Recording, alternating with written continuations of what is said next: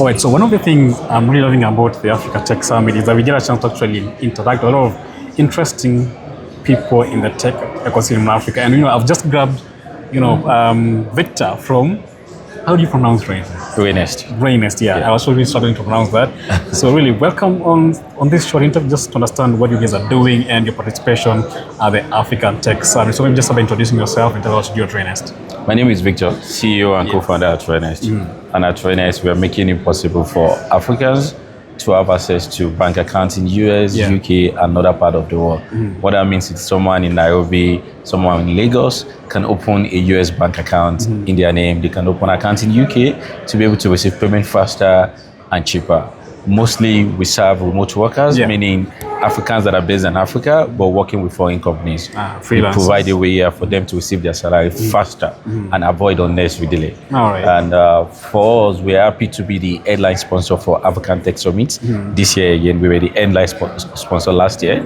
We like what African Tech Summit is doing, bringing together founders, startups, investors in the African ecosystem, where we can discuss how we can move the African economy forward, how we can move the African startup ecosystem and create solutions that is addressing our major problems in Africa. All right, so you're basically in the payment space. Yes. From where you're sitting, of course, based on what you do, how would you describe this space right now? Yeah, so payment is very important. Money generally is very important. And in Africa, there is a lot of problems to be solved when it comes to payments. Though we have different fintechs, but there are still major problems to solve on. How do we move money from one place to another efficiently? Not just moving money, but how can we move it efficiently? How can we make it happen faster? How can we make it cheaper? And then how can we bridge the gap between Africa and the global world? And that's one thing we are doing at Raenest, connecting Africa to global banking system. You are here in Africa, but you have a bank in US, meaning you have more opportunities. You can work from anywhere and get paid. Okay. And how's that for you?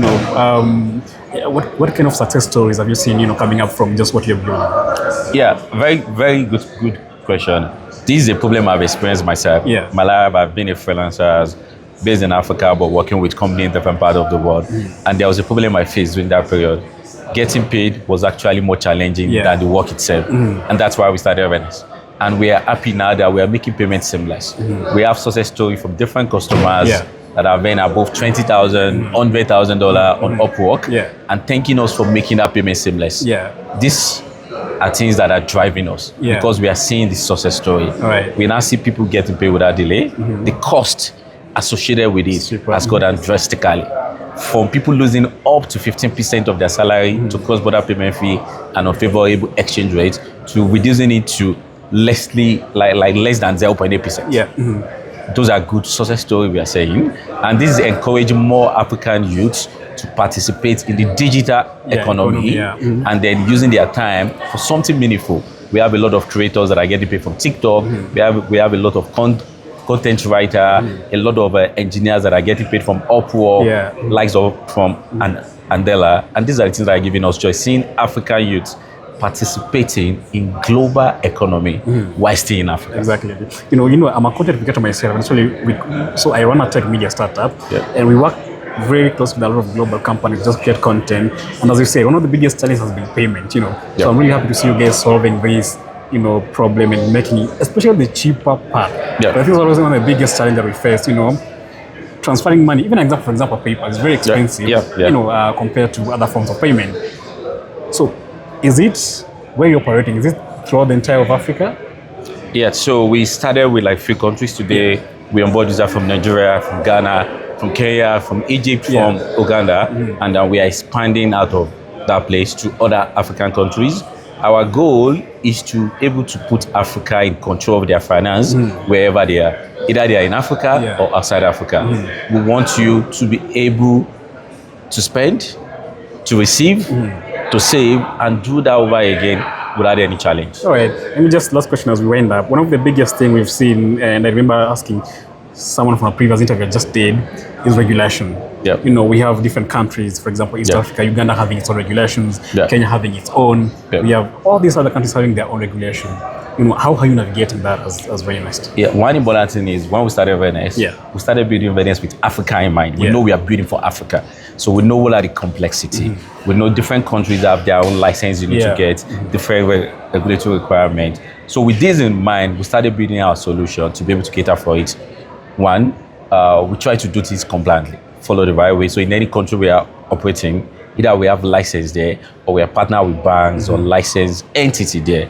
It's a major headache because unlike in Europe where you can have just a license in one European country and you can operate in all European country. It's not like that in Africa. So it involves you understanding each country regulatory requirements and now you can work with the regulators, let them know the problem you are solving and how you plan to use this to push that country economy forward. I think there is need for more conversation between fintechs and the regulators. Exactly. I think we are seeing some new developments in which some country are trying to come together to have like a joint license. I think Ghana and one other country, they just agree on having a single license.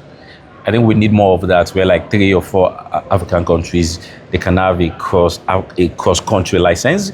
It will make life easier for fintechs that are trying to solve problem. But for us, we are licensed in some countries, and then in countries we're not licensed, we partner with the banks there, and then other licensed companies there. All right, thank you so much, Victor. So, we are just day one of the Africa Tech Summit. What should we expect? What are you looking forward to? So looking forward to different panels. There are different panels, different masterclass. Raenest too, we have like 2 masterclass we're doing. One is how can you build for different African markets, which is one of the problems we just mentioned. If you want to build for like 4 or 5 African markets, how should you structure it? From your technology to your compliance to your onboarding. One of the things we've done is we've customized our onboarding for each country. If you are signing up from Kenya, we ask you what is needed according to the Kenya regulations. If you are signing up from Nigeria, how can you build this one from day one? We have a panel on that, which I think people should like look forward to it. We also have a masterclass on fundraising. A lot of startups are trying to fundraise now. What are the best ways to structure a fundraise? We just raised $11 million Series A. So we have investors and founders that will be on that panel to help other African founders that are trying to fundraise, especially in this economy where fundraising seems to be challenging. Thank you so much, Victor. Of course, we look forward to basically having more of this conversation even as we go to the second day tomorrow. Of course, a lot of things to look forward to. Because I'm going to pass by your booth, just see and understand what you're doing. So thank you so much for joining us. Thank you. All right. Thank you.